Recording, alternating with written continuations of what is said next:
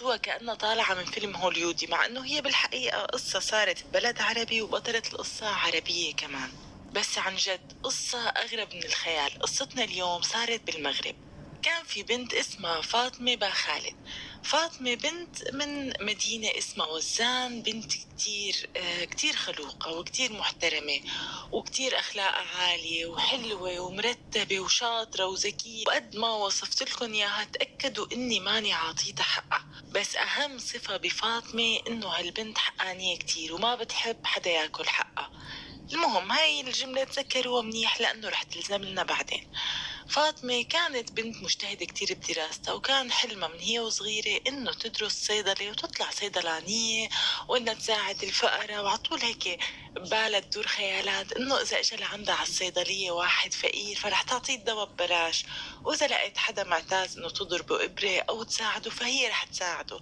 ومثل كل ولادي أحلامهم يطلعوا يا دكاترة يا صيادلة، وأغلبيتهم ما بيحققوا أحلامهم بعدين. بس فاطمة كانت مختلفة، درست واجتهدت لحد ما خلصت الثانوية العامة وأخذت علامات ممتازة أهلتها تدخل كلية الصيدلة، وهيك بلشت أحلامها تتحقق شوي شوي، ويعني صار الطريق قدامها واضح. وانتقلت من مدينتها للرباط، وطبعا أهلها كانوا مساندينها كتير لأنه بيعرفوا بنتهم وأخلاقها واجتهادها وأحلامها. وأخذت هنيك استأجرت بالرباط مكان لحتى تعيش فيه وتدرس الصيدلة. وبلشت سنين الدراسة تمرق واحدة ورا الثانية لحد ما صارت سنة 2004 اللي هي كانت آخر سنة دراسية عند فاطمة. يعني بس تخلص سنة 2004 فاطمة بتتخرج وبتاخد شهادتها وبترجع على مدينتها مثل ما كانت هي مخططة، وبتبلش عملها كصيدلانية. بس اللي صار غير كل هالمخططات، لأنه بيوم 25/10/2004 المساء كانت فاطمة ماشية جنب المحطة الطرقية اللي برباط قريبة من حي يعقوب المنصور. وفاطمة وهي ماشية وقت تتفاجأ إنه بتجي سيارة سودا بتوقف جنبها، سيارة سودا كبيرة والشبابيك تبعيتها مفيمة، يعني هيك عليها أسود ما ببين شو في بداخلها. وفجأة بينفتح الباب وبيبين شاب لابس نظارات شمس سودا، وبينزل من السيارة بنفس اللحظة شابين بيمسكوا فاطمة وبيدخلوها بالسيارة غصب عنوة يعني.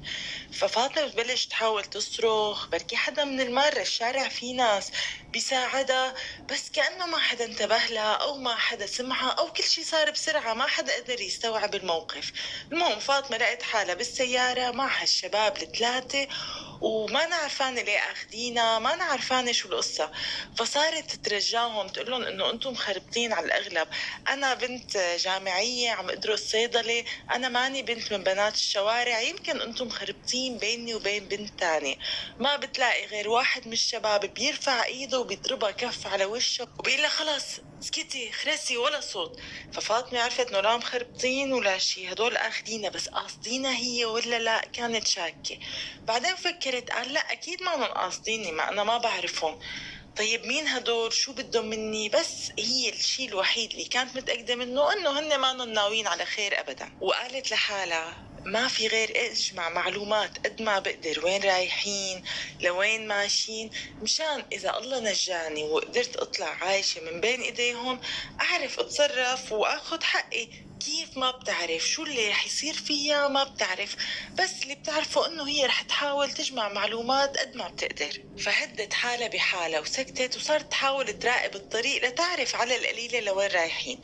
شافت انه هن صاروا جنب المدار الحضري بمدينة تمارا، بعدين طلعوا وراحوا باتجاه منطقة سيدي يحيى زعير. هلأ فاطمة عم تراقب كل شي وتحاول تعرف المكان، بس فجأة بتوقف السيارة، واللي سايق السيارة هذا الشاب الحاطط على عيونه نظارات شمس بيطلع بأصدقائه بيقول لهم ربطوا لعيونها. شكله انتبه انه هي عم تراقب او لا ما عرفت، بس اللي فهمته انه قائدهم هذا هو ابو نظارات شمسية وهو عم يعطي الاوامر وهن سمعا وطاعة.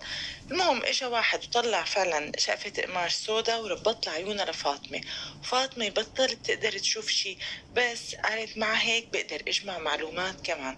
شو اللي عملته؟ حست انه السيارة دخلت بطريق ما ممهد، يعني كأنه السيارة ماشية على التراب، الطريق ما مستوي. شو عملت؟ بلشت تعد دقات قلبها لتعرف قد ايه المسافة اللي قطعوها، وبما انه هي ما عم تشوف اي شيء فقالت لأحسب على العد اعرف المسافة اللي عم تمشيها السيارة. هلأ بلشت تعد دقات قلبها، 1 2 3 4 هيك لحد ما وصلت لرقم 526. أول ما قالت 526 وقت تتفاجأ إنه السيارة وقفت وانفتح باب حديدي، سمعانة صوت مثل يعني صوت باب الحديد فتحته بيعطي صوت غير مثلا وقت بيكون باب خشبي أو شيء، واضح من الصوت إنه باب كبير. انفتح الباب ودخلت السيارة ونزلوها بعدين منا، وبعدها أخدوها على إحدى الغرف، وهنيك أول مرة بيشيلوا لها هي الرباط أو العصابة من على عيونها. وشافتهم ولا هن 4 شباب، وكانوا عم يحكوا معها بطريقة كتير بشعة وعم يقولوا لها يا بتعملي مثل ما بدنا يا أما رح نقتلك، بس نحن بنوعدك إذا بتمشي على أوامرنا وبتنفذي لنا طلباتنا رح تعيشي. فاطمة صارت تبكي وتتوسل لهم إنه أنا والله بنت محترمة وأنا ماني من هالبنات، اتركوني لوجه الله، أنا ماني عاملت لكم شي ولا في بيني وبينكم أي عداوة. بس ال4 كانوا صم بكم، وما ضلوا 4 كمان، إجاهم واحد خامس فصاروا 5 أصدقاء، ومسكوا فاطمة واعتدوا عليها واحد ورا الثاني. وبالرغم من كل توسلاتها وترجياتها بس ما كان في أي فائدة. ما قلت لكم رسميا صم بكم، يعني ما عم يسمعوها أساسا، أو عفوا هن ما بدهم يسمعوها. وضلت فاطمة على هالحالة 3 أيام. 3 أيام هالشباب عم يجوا يروحوا، طبعا تاركين من يعني واحد منهم عم يحرسها، كانوا بالأساس عم يتناوبوا على حراستها. وبعد 3 أيام وبعد ما حسوا إنه خلص خلصت فائدتها وأخذوا اللي بدهم إياه منا، فأخذوها بنفس الطريقة، ربطوا لها عيونها، وحست إنه الباب الحديد انفتح، مشيت على طريق ما ممهد، وبعدين دخلت على طريق اسفلتي، وبعدين أخذوها شالوا الرباط مع عيونها وزتوها بأحد شوارع مدينة تمارا. فاطمة كانت متفاجئة، وعلى فكرة ما أنا فايقة من الصدمة أبدا، كانت طالعة من جامعتها بعد ما خلصت محاضراتها وراجعة على بيتها، وإذ بتلاقي حالها بسيارة، وإذ بتلاقي في 5 شباب عم يعتدوا عليها وحاطينها بمكان 3 أيام وعم يعاملوها كتير بقسوة، وبعدين أخذوها وزتوها بالطريق ولا مين شاف ولا مين دري. هلأ فاطمة فكرت إنه أنا شو ممكن أعمل، قالت لروح عند أهلي وأحكي لهم شو اللي صار معي. بعدين قالت شو الفائدة، يعني بس هيك رح زعلهم علي وما في أي شيء تاني، فلازم روح على الشرطة واشتكي عليهم مشان الشرطة تاخذ لي حقي. طبعا هذا كله عم تفكر في فاطمة وهي مسدوتة بالشارع، يعني هذا كله الأفكار ما أخذت معها ثواني. فقامت وراحت على أقرب مركز درك بمدينة تمارا وحكت لهم شو صار وإنه كيف خطفوها واعتدوا عليها وهيك.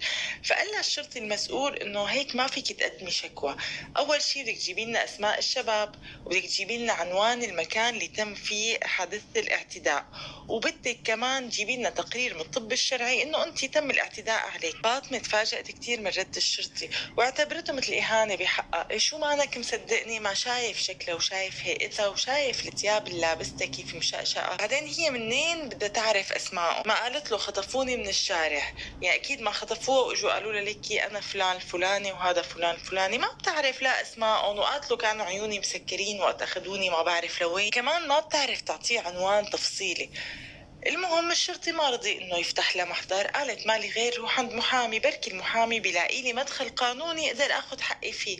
وكانت صدمة فاطمة كتير كبيرة لما راحت لعند احد المحامين وحكت له اللي صار معه، وقال له نفس حكي الشرطي، بدك تعرفي اسمائهم وبدك تعرفي عنوان المكان اللي اخذوكي عليه وبدك تقرير طب شرعي. هلا فاطمة مثل ما قلت لكم ذكية، وصلت لاستنتاج انه من حكي الشرطي ومن حكي المحامي فالقانون ما رح ياخذ لها حقها، لانه هي ما عندها المعطيات اللازمة لحتى على اساسها ترفع دعوى قانونية. فاطمة مثل ما قلت لكم باول القصة تذكروا منيح، قلت لكم مستحيل تخلي حقها، قالت ما في غير اخذ حقي بايدي واللي بده يصير يصير، اساسا ما ضل عندي شيء اخسره واحلامي كلها راحت، ما عاد في اعيش الحياة اللي كنت كل عمري احلم فيها، انه اتخرج وارجع اعيش بمدينتي وافتح صيدلية وساعد الناس واتزوج وخلف اولاد، كل هذا ما عاد فيني اعمله بسبب هال5 اللي دمروا لها حياتها.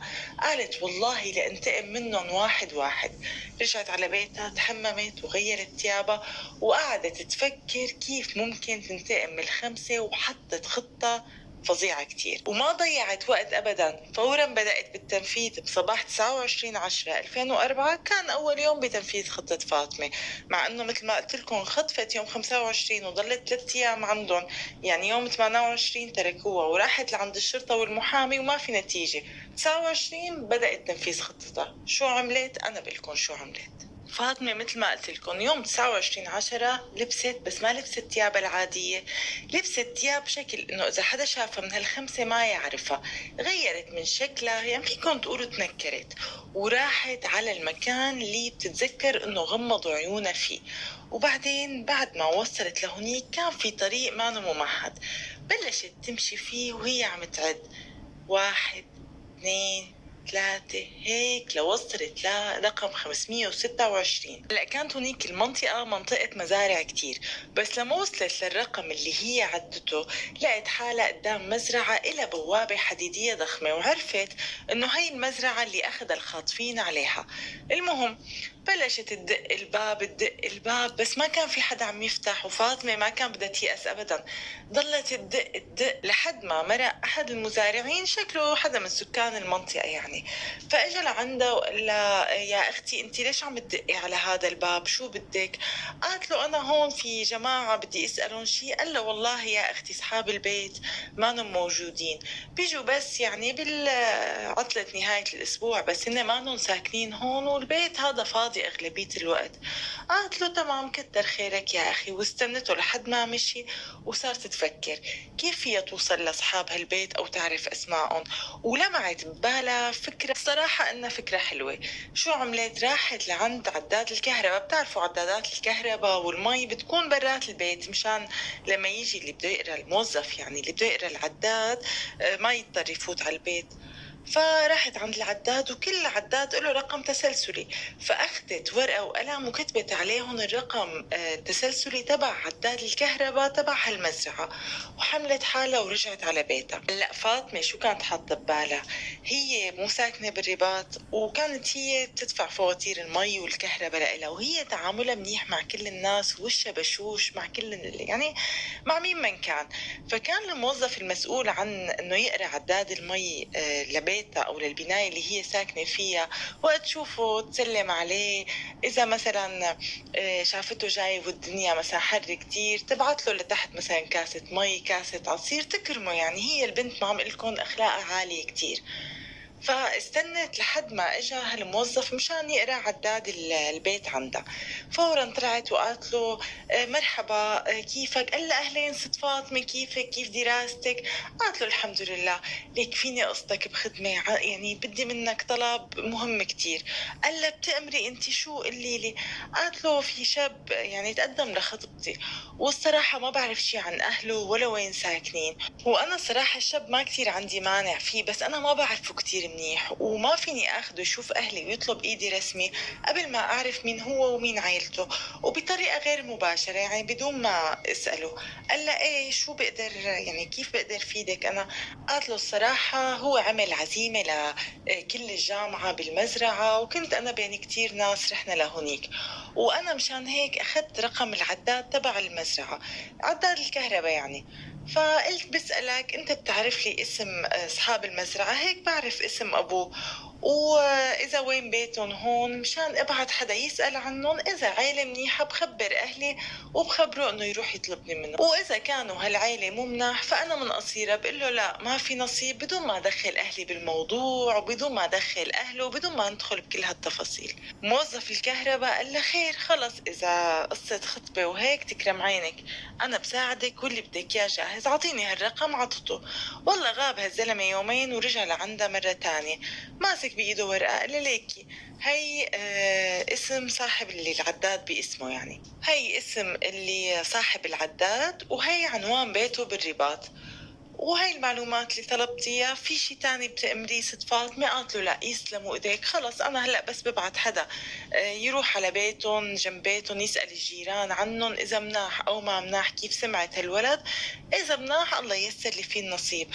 وموظف الكهرباء كان كتير مبسوط انه هو ساعد هالبنت بمسألة خطبة، وصار يدعي لها انه ان شاء الله بيكون هالشاب ابن حلال، وان شاء الله هيك بنشوف ولادك وولاد ولادك يا رب. وهي تقول له ايه ان شاء الله، ومبتسمة يعني مشان ما تحسسه انه في شيء. بعد ما راح هالموظف من هون، سكرت فاطمة باب غرفتها عليها وبلشت تفكر وتتكتك. هلا شو صار بين ايديها؟ صار بين ايديها اسم العيلة وعنوانه، وبدها تبلش بالخطوة الثانية، بس كان بدها تكون يعني كل خطواتها مدروسة وبحذر. وضلت يومين ما تطلع من غرفتها وهي عم تحيك خطة مدروسة. هلا بنفس الوقت كانت اذا بقلكم فاطمة ما بتنام لا ليل ولا نهار، يا بتكون عم تخطط يا بتكون عم تسترجع ذكرياتها، كيف كانت حياتها ومدرستها، وكيف كانت احلامها الكبيرة، وكيف قربت ما ضل غير هالسنة تخلصها لحتى تحقق اكبر حلم بحياتها، وكيف انه بسبب هالخمس شباب هي خسرت كل شيء. فكان في حقد كتير كبير جواتها، وكانت عم تحاول انه تكون خطتها يعني فظيعة، يعني كانت بدها تنتقم وتاخد حقها هيك وتشفي نارها. بعد يومين قامت لبست ملابس ناس فقراء كتير، الناس اللي بيدوروا بالقمامة بياخدوا منها مثلا أناني البلاستيك، أو مثلا ممكن يلاقوا فيها أكل ياخدون، يعني الناس اللي بيكونوا كتير معدمين. فلبست هيك ملابس يعني بتكون موسخة وبتكون هيك رثة يعني قديمة. لبستها ونزلت من بيتها وراحت لقدام العنوان اللي أعطاها إياه تبع موظف الكهرباء. راحت لهونيك وصارت تعمل حالها انها عم تدور بزبالة، وفاطمة بالحقيقة كانت عم تراقب مدخل البيت بتتأكد هذا بيت مين، اي واحد من الشباب الخمسة. وقت بتلاقي الشاب نازل، اي شاب ابو نظارات سودا، قائد العصابة يعني، ومعه سيارته السودا اللي خطف فيها.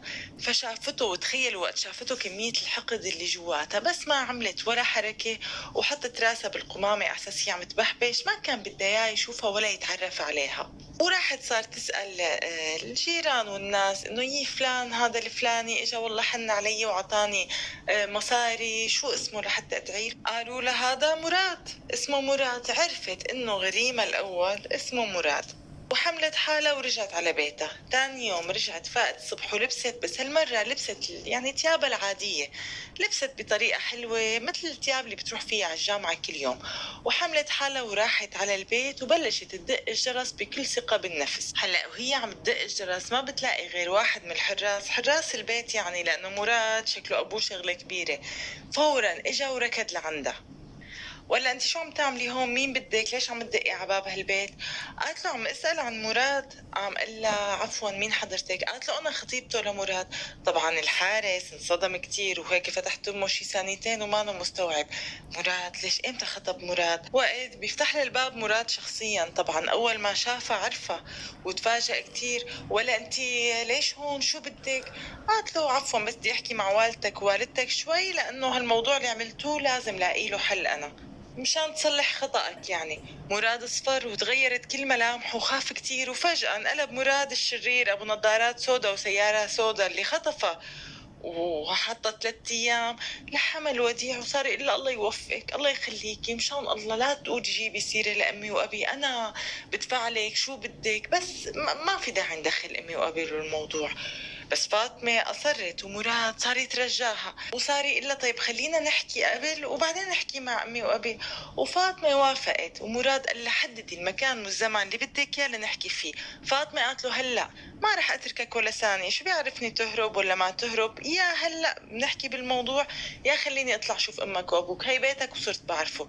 طبعا مراد كان متفاجئ، هي منين تعرف اسمه ولا كيف قدرت توصل لبيته؟ بس هذا كله ما كان همه، كان همه الأول أبوه وأمه ما يشوفوه لهالبنت وما يعرفوا شو طلع ابنهم عامل. لا طيب خليني أجيب سيارتي من الكراج ونطلع نحكي بشي مكان عام. قالت له إيه ما في مشكلة. طلع سيارته السوداء نفس السيارة اللي خطف فيها، وركبت جنبه بالسيارة ومشوا. فلاحظت إنه مراد رايح على طريق الشاطئ، هونيك بيكون في كافيهات وفي هيك قعدات ممكن الناس يقعدوا يحكوا فيها. قالت له لوين رايح؟ قال لها رايح على الشط مشان نحكي هونيك. قالت له لا لا لا، خدني على البيت. مراد قال لها اي بيت؟ قالت له البيت اللي وقت خطفتوني حطيتوني فيه، خدني عليه لهونيك. فقال لها مراد تمام مثل ما بدك، مع انه استغرب. ضحكت فاطمة وقالت له بطريقك، بس خلينا نوقف عند شي محل جيب لنا هيك شوية نقريش، شوية مشروبات، لحتى هيك وقت نقعد نتسلى وتكون قعدتنا رايقة. مراد صحيح استغرب بس انبسط، قال معناتها البنت اللي جبناها هديك المرة عجبتها القصة، مشان هيك طلبت مني اخذها على نفس البيت. شقرق وروق ونزل فعلا على البقالية او المحل يعني، وجاب مشروبات ونقريش وقصص مشان قال هيك يدللوا حالهم، وحطهم بالسيارة وطلع هو وفاطمة واخذها على البيت نفسه اللي لما خطفوها اخذوها عليه. واول ما دخلوا على البيت قعدوا باحدى الغرف يعني. فأول ما قعدت فاطمة على الكرسي إجا مراد وحاول يتحرش فيها، يعني على اساس يعيد الكرة. اجت فاطمة قالت له لا عود خلينا نحكي مثل ما اتفقنا.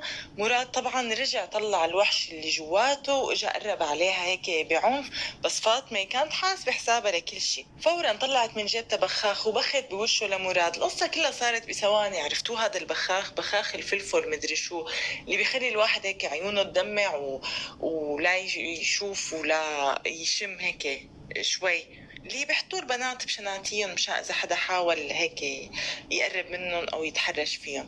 فاول ما بخته فورا رجع وقعد على كرسي تاني وصار يحاول ياخد نفس.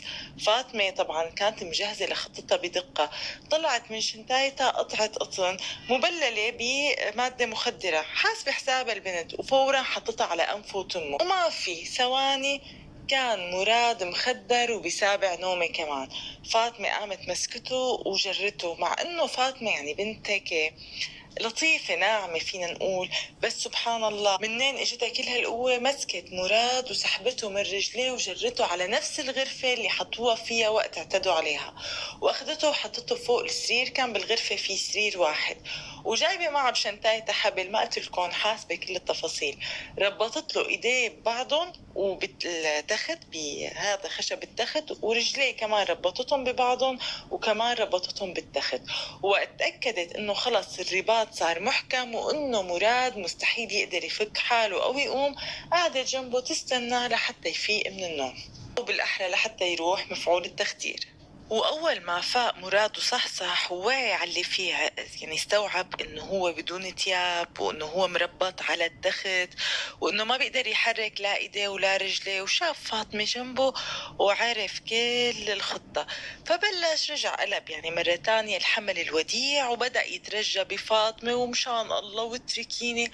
وفاطمة ما عم ترد عليه ابدا. كيف هي لما خطفوها كانت تترجاهم وتتوسلهم وهن صم بكم لا عم يحاولوا يسمعوها، او مثل ما قلت لكم ما بدهم يسمعوها.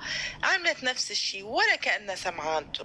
قام سكت شوي واتطلع فيها وقال لها بوعدك واقسم بالله بتزوجك وبصلح خطئي وخلص يا بنت الحلال اتركيني. وفاطمة ولا كأنها سمعانته، هي رح تتزوج ولهاد واحد ما بيخاف من الله. المهم فبعد ما يأس من هالتوسلات والترجي طلع فيها وقال لها شو بدك مني هلأ؟ قامت بدون ما ترد عليه وفتحت حقيبتها وطلعت جهاز تسجيل صغير وحطته وقالت له يلا احكي. هلا هو قال بدها تاخذ هلا تسجل لي اعترافاتي وتاخده لعند الشرطة، بس ما كان قدامه حل تاني غير انه يحكي، وخاصة انه هو مربط وما في يتحرك. وفاطمة بلشت تسأله عن اليوم اللي خطفوها فيه، تقول له مين اصدقائك اللي كانوا معك؟ كنتوا 5، انت عرفتك، بدي اسماء الاربعة التانيين وعناوينهم. ومراد بلش يموه بالحكي ويعطيها اسماء وعناوين. ففاطمة كانت بدها تتأكد انه كل المعلومات اللي عطاها اياها صحيحة ودقيقة، مشان هيك قالت له رجع قلي المعلومات مرة تانية من أول ما جديد. وقت صار يقولهم تاني مرة وثالث مرة اكتشفت إنه في تفاصيل عم تختلف بين كل مرة والتانية، معناتها هو عم يكذب، اللي بيكذب بينسى. قامت اشتقت له بدك تحكي الحقيقة ولا لا؟ بلش يموه ويراوغ ولا عم احكي ولا نسيت ولا. قامت قالت له طيب. قامت طلعت من شنطايتها شفرة مثل شفرة الحلاقة جديدة بورقتها وشالت الجيلاتينة عنا، ومراد شاف نص هالشفرة وهي عم تلمع، وقامت قربت على بطنه ومثل عملت له جرح صغير، بلش يصرخ ومشان الله ولا تقتليني. رجعت عملت له جرح تاني وضغطت وقالت له بدك تحكي الحقيقة ولا كمل؟ قال لا لا خلص بحكي والله بحكي، وقال له كل شي بالتفصيل، أسماء أصدقائه الثلاثية كمان مع أسماء أهاليهم، وين ساكنين، العناوين بالتفصيل، كل المعلومات اللي طلبتها فاطمة قالها. قامت فاطمة بس لما عرفت إنه صار عندها كل المعلومات وإنه مراد صادق وما عم يكذب، جابت هالشفرة وقطعت له وريده. مراد انصدم، وخصوصي وقت شاف كمية الدم الكبيرة اللي عم تطلع من الوريد، جرح بالوريد هاد. المهم بلش يترجى ويتوسل فيها، بس فاطمة بكل هدوء قامت لمت أغراضها ورجعتهم على حقيبتها، وحملت حالها وطلعت وقفلت الباب وراها، وحسبت بحسابها ما هي صيدلانية انه بده ربع ساعة تقريبا لحتى يصير بخبر كان، يعني لحتى يكون صفي دمه ومات. بس قبل ما تتركه عملت شغلة غريبة كتير. قامت أخذت من دمه مو كان عم ينزف، وكتبت جنبه 1/5، مثل إشارة إلى أنه هن ضحاياها رح يكونوا 5. وبعدين طلعت قفلت الباب وراها مثل ما قلت لكم، ومشيت على هالطريق الممهد لحد ما وصلت على الطريق العام، وهنيك لقت سيارة إجرة ركبتها وراحت على بيتها. وببيتها رجعت سمعت شريط التسجيل اللي مسجلته باعترافات مراد. هي ما كانت تاخذ للشرطة ولا شيء، هي بهمها توصل للأربعة الباقيين وتنتقم منهم، مشان هيك سجلت أسماءهم على ورقة وعناوينهم والمعلومات الخاصة فيهم. وقررت إنه تاني شخص تنتقم منه هو عصام. عصام مين؟ شفتوا وقت قلت لكم انه مراد كان لابس نظارات سود وقت خطف على فاطمة، ففي شابين نزلوا من السيارة ومسكوا فاطمة وحطوها بالسيارة بالغصب. واحد منهم فاطمة ما كانت تعرف اسمه، بس كانت مستحيل تنسى شكله لأنه كان ضخم كتير وبنيته يعني هيك قوية. فوقت سألت عنه مراد قال لها انه اسمه عصام، فقررت انه تاني ضحية او تاني انتقام هي تعمله منه عصام. مشان هيك كان لازم تخطط كتير منيح، لأنه عصام ما ناعم مثل مراد، وعصام ضخم يعني، فلازم تكون خطواتها مدروسة بحذر لحتى تقدر تتغلب عليه. شو عملت فاطمة؟ أنا بلكم. صارت تلبس وتتنكر وضلت 3 أيام مرابطة قدام باب بيته، تراقب تحركاته، تشوفه كل يوم بينزل من البيت، وين بيروح وين بيجي شو بيعمل، لحتى تقدر تحط خطة مناسبة للانتقام منه. هلأ هي لاحظت انه كل يوم بينزل يعني العصر تقريبا من بيته وبيروح على احد المقاهي، وهونيك مثل العادة كل يوم بيطلب شاي اخضر بالنعنع وبيشربه بيكمل طريقه. وشافت من عصام انه هو حدا كتير معتز بقوته، يعني بيمشي مثل هيك يا ارض اشتدي ما حدا قدي، ما حدا هامه وشايف حاله او وكأنه طحطح ما حدا بيقدر عليه. قالت طيب خلص خطتك صارت جاهزة. فعلا باليوم الرابع قامت من الصبح فاطمة ولبست، بس لبست تياب مثل تياب الباعة المتجولين، وحطت على وشها مكياج كتير بشكل انه اذا شافها ما يقدر يتعرف عليها. وبعدين راحت جابت مثل هي اللي بيعلقوها الباعة المتجولين برقبتهم، هيك بتكون مثل خشبة مستطيلة بحطوا فوقها بضايعهم وبتكون معلقة بالرقبة. فراحت جابت مثلها واشترت شوية معجون اسنان حطتهم عليه على شوية غراض على اساس انه هي بائعة متجولة. وقعدت وراقبت لحد ما اجا عصام على المقهى وقعد، وفاطمة واقفة من بعيد عم تراقب وتستنى. وأول ما جابوا له مثل العادة لعصام كاسة الشاي الأخضر بالنعنع، فورا هجمت فاطمة لعنده وصارت تقول له الله يخليك عندي بضاعة اشتري مني. وعصام ردها ولا لا ما بدي، روحي من هون يلا روحي من هون. بهالوقت اللي ما انتبه عليه عصام انه كانت فاطمة بايدها شي حطته بقلب الكاسة تبعيته. شو هالشي؟ سم فعال جدا، بدون ريحة وبدون طعم وبدون لون، بس قوي كتير وبيعطي فاعلية فورية. ما قلت لكم البنت صيدلانية يعني هالقصص بتعرفها كتير منيح. المهم بعد ما نهرة وقال روحي من هون وهي قالت خلص حطيت له السم، حملت حالها وراحت على دورة المياه تبع المقهى، غسلت وشها وشالت هالمكياج اللي كتير من على وشها، وراحت قعدت من بعيد بشكل هي تشوف عصام بدون ما يشوفها. كانت بدها تتلذذ وهي عم تشوفه وهو عم يعاني بيعاني من آثار السم، وبتعرف إنه مستحيل حدا يقدر ينقذه، لأنه لبين ما حتى الناس تستوعب ويجي رجال الإسعاف بيكون صار عصام بخبر كان. وعصام كان له معزة خاصة عند فاطمة. ليش؟ لأنه هو مو بس دخلها للسيارة، وهو اللي ضربها الكف كمان وقت كانت عم تتوسل وتترجى وتقول لهم اتركوني ويمكن مشبهين علي، وقت كانت عم تقول لهم أنا بنت محترمة وطالبة جامعة ورح صير صيدلانية، ماني بنت شوارع. مو قلت لكم في واحد ضربها كف؟ هذا هو عصام. مشان هيك كان بدها تشوفه وهو عم يموت. وفعلا بدأ عصام يتلوى من ألمه ويصرخ، والتموا الناس عليه واتصلوا بالإسعاف. والولد اللي بيشتغل بالمقهى فورا أخذ كاسة الشاي وخباها، خاف ما يكون صاير له شي من كاسة الشاي ويجوا يعملوا له مشكلة. المهم لبين ما وصلت الإسعاف كان عصام صار بخبر كان. أما فاطمة فراحت على دورة المياه اللي بالمقهى، طلعت من شنطايتها حقيبتها يعني قلم حمراء وكتبت على المراية 2/5. كانت عم تترك للشرطة شيفرة، أو بالأحرى هي عم تترك للشباب ال5 شيفرة، ما هن بيعرفوا بعضهم وأصدقاء، فبيعرفوا إنه هن المقصودين وإنه خلصت من 2 والدور جاي على 3 الباقيين. ما قلت لكم كأني جايبت لكم قصة مشي فيلم هوليودي، مع إنه القصة بالمغرب وبالرباط. المهم هلأ اجى دور مين؟ الشاب الثالث اسمه سمير، وكمان هو اللي كان مع عصام وقت أخذوه وحطوه بالسيارة. فقالت هذا هو ما في غيره. رجعت صارت تسمع شريط التسجيل اللي سجلته لمراد وهو عم يحكي عن سمير. هلا هو الكل كان عاطية عناوين بيوتهم، أسمائهم الثلاثية، أرقام هواتفهم، وقعدت تحط خطة لحتى توصل لسمير. طبعا هذا الحكي كله بين مراد وبين عصام وبين هلا سمير، كله على بعضه ما في أسبوع أسبوعين. فاطمة كانت بدها تنجز انتقامها بأسرع وقت. المهم حملت التليفون واتصلت بسمير وطلبته بالاسم، وصارت تحكي معه بغنج وتلال، وقالت له الصراحة إنه هي أخذت رقمه من مراد، وإنه مراد قال لها إنه بده يلتقى هو وياها وسمير وواحدة من رفقاتهم مع بعض، ويروحوا هيك يعني طلعة المزرعة تبع مراد. سمير طبعا انبسط وضحك، وكان لسه ما بيعرف إنه مراد ما مبين أو إنه ميت. فقال لها تمام أي ساعة؟ قالت له اليوم الساعة 7 المساء بنلتقى بالمكان الفلاني. وفعلا بالوقت المحدد كانت فاطمة هونيك، بس كمان كانت مغيرة من شكلها. كانت حاطة طبقات مكياج كتير كبيرة على وشها، يعني مبينة كأنها واحدة من بنات الليل، بس كانت متعمدة هالشي لحتى تغير من شكلها وسمير ما يتذكرها. وهذا اللي صار، اجا سمير وشاف فاطمة وسلم عليها وما تذكرها. كيف بده يتذكرها؟ طريقة اللبس غير وطريقة المكياج غير، وأساسا ما رح يخطر بباله إنه هي فاطمة نفسها جاي لعنده برجليها. المهم أول ما أجا طلعت معه بالسيارة وقالت له هلأ بدنا نروح لعند رفيقتي ناخدها. قال لها ليش وينها؟ قالت له لقدام شوي بدنا نمشي، أنا بدلك على الطريق. وهن ماشيين بالسيارة مرقوا من قريب من غابة يعني. فقالت له فاطمة وقف وقف وقف إذا بتريد شوي. قال لها شو في؟ قالت له بس بدي أقضي حاجة. ها ضحك وقال لها تمام، ووقف له. ونزلت فاطمة نزلت وبعدت عن السيارة شوي، وراقبت سمير، شافته مانو منتبه، عم يقلب بالمسجلة وينقي أغاني مشان يتسلوا فيها على الطريق. مو طلعت بسط مثل ما هو مفكر.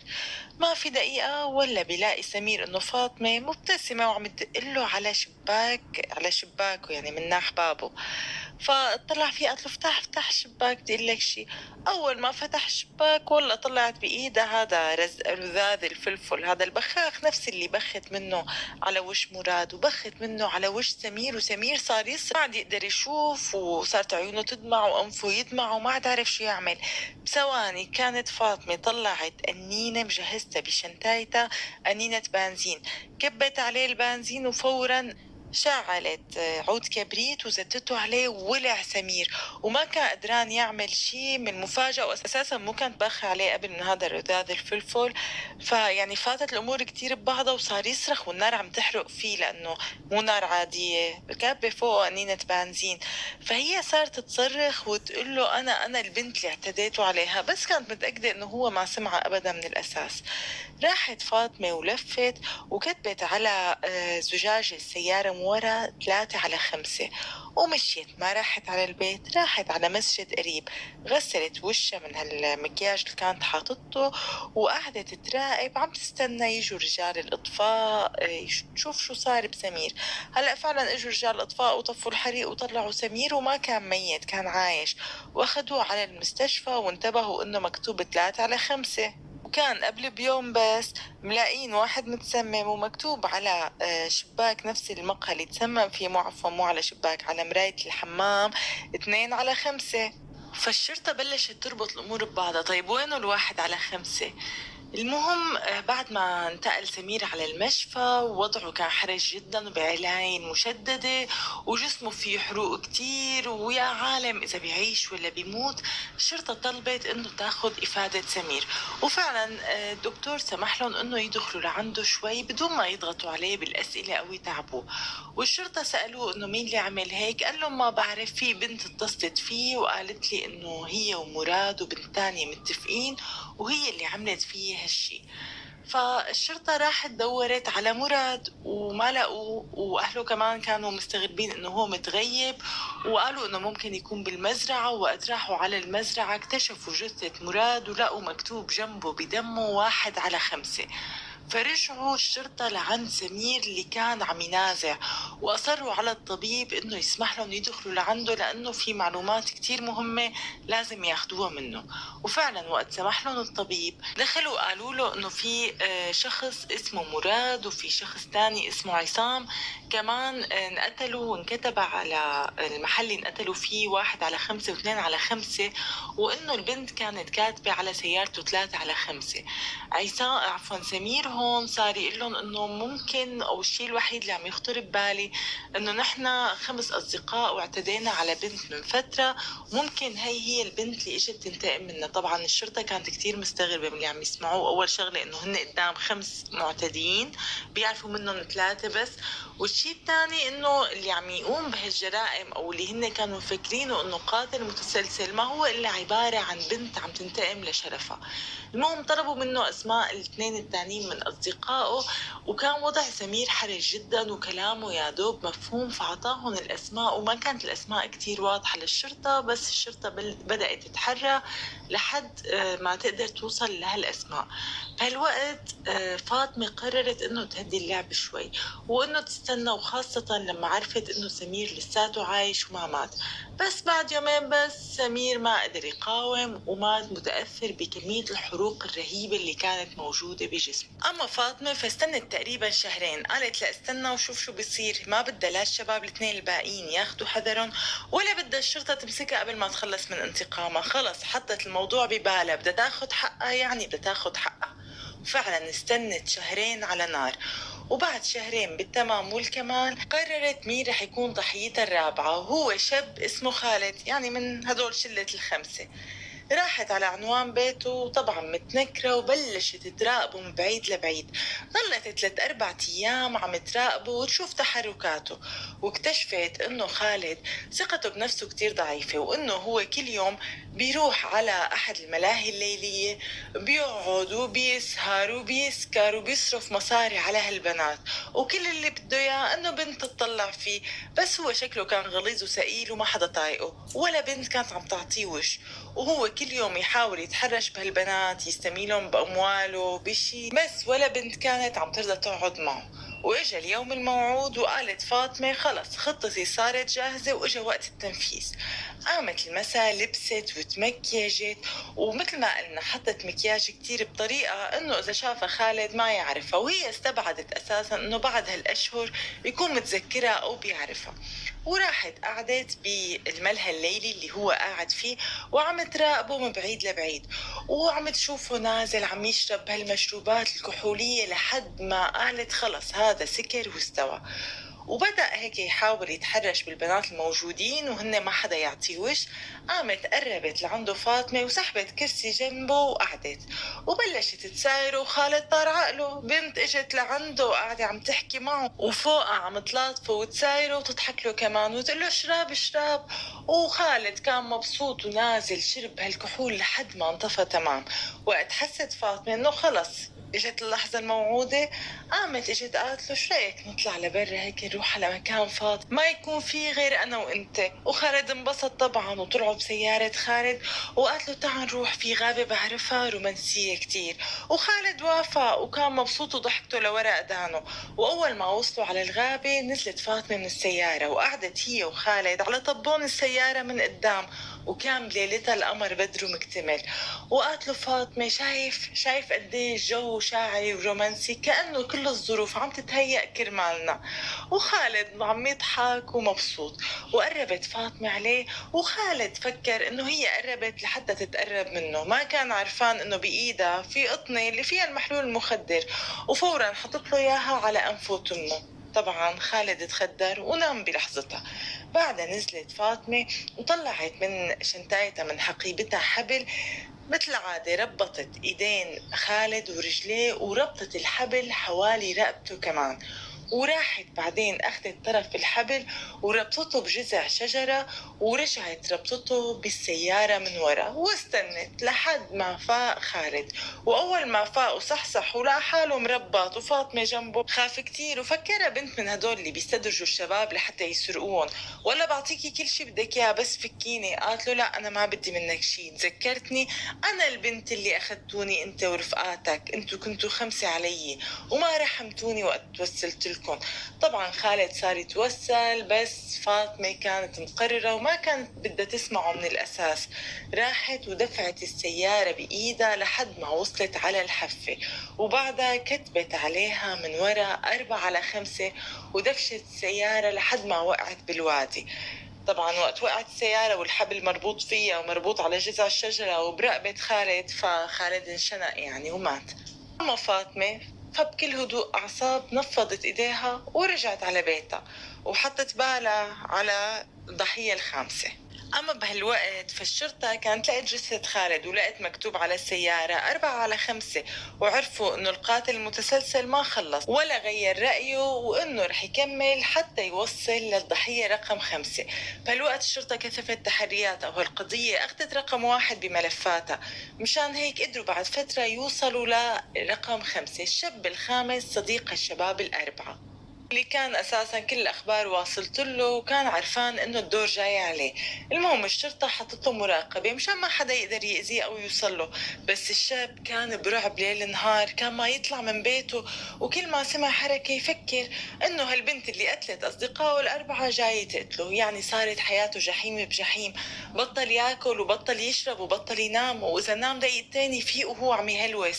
أما فاطمة فكانت حاطه ببالها وكانت عم تراقبه كل يوم، واكتشفت إنه الشرطة عم تراقبه كمان، وإنه مستحيل يخلوها تقرب عليه. بس هي بلشت تحط خطط ببالها كيف ممكن تخترق الشرطة وتفوت تقتله للشاب رقم 5. بس بعد فترة عرفت إنه أساسا هو فقد عقله من كتر الهلاوس ومن قلة النوم ومن كتر الخوف والضغط النفسي والتوتر، فبالنهاية صار مجنون ورحلوه على مشفى المجانين. وقالت هيك ما بقى في داعي نقتله، ما أساسا أخذ جزاؤه. طيب شو اللي صار بعدين؟ أنا بقلكم شو صار. يوم 31/5/2005 بتوصل رسالة على مكتب عميد الشرطة عبد الرحيم بودار. بتكون هالرسالة مكتوب فيها: سيدي، أنا البنت اللي اعتدوا عليها هالشباب ال5، قررت أنه انتقم وأثأر لشرفي ونفذ حكم الإعدام فيهم هن ال5، ما هن أعدموا حياتي ومسحوا كل أحلامي وطموحاتي، وبسببه ما بقى فيي أرجع لمدينتي ولا أعيش الحياة اللي كل عمري كنت أحلم فيها. مشان هيك انتقمت منهم كلهم. بالمناسبة أنا ما ضيعت وقت، وبهالوقت أنهيت دراستي وحصلت على شهادتي الجامعية. وأنا حاليا وأنت عم تقرأ هالرسالة فأنا على متن طائرة مسافرة لأحد الدول لحتى أقضي حياتي فيها وأعيش هنيك، وبأحشائي في جنين ما بعرف مين أبوه من هدول ال5. وقالت له كمان انه انا ما رح ارجع على بلدي ابدا ورح ضل بعيدة. ووقعت رسالتها من تحت بكلمة المغتصبة. الرسالة بتكون حلت القضية اللي حيرت رجال الشرطة: مين هالقاتل المتسلسل وليش عم يقتل هالشباب. وبالمناسبة بعدها ما عاد حدا عرف شي عن فاطمة، أما قصتها فانذاعت على أحد الإذاعات اسمها ميدي وان المغربية. وطبعا الأسماء كلها اللي بالقصة القصة حقيقية تماما، بس الأسماء تم تعديلها. قبل ما اقلكم هيك بتكون خلصت قصتنا لليوم. انتو شو رأيكم؟ فاطمة اللي عملته كان صحيح؟ يعني هي كان لازم لا تجمع معلومات وتروح تعطيها للشرطة وتاخد حقها بطريقة قانونية بدون ما تلوث ايديها وبدون ما ترتكب هالجرائم، ولا لا؟ اكتبوا لي شو رأيكم بالتعليقات. ولا صار فيني اقلكم خلصت قصتنا لليوم؟ لا تنسوا لايك للفيديو، اشتراك بالقناة اذا ما انكم مشتركين، واذا عندكم اي تعليق بكون كتير سعيدة وقت بقرا. بشوفكم القصة الجاية على خير، مع السلامة، باي باي.